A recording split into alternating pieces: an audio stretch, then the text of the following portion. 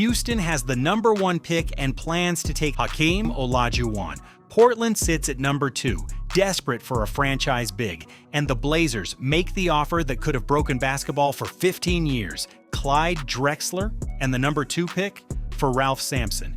Houston says no. Why? Because the Rockets fall in love with the Twin Towers idea. Sampson and Hakeem, size, novelty, dominance. Portland stays at 2, takes Sam Bowie, and Michael Jordan falls to Chicago. That is the reality we inherited. Now let me show you the one we almost didn't. If Houston accepts the deal, the Rockets walk into that draft with Hakeem at 1 and Jordan at 2, while already holding Drexler on the roster. Read that again. Hakeem, Jordan, Drexler. That is not a contender. That is a regime. The spacing isn't modern, it doesn't matter. The athletic superiority is too extreme. Jordan and Drexler turn transition into organized violence. Hakeem anchors the paint like a cathedral pillar. The perimeter funnels into the greatest shot-blocking ecosystem of the era.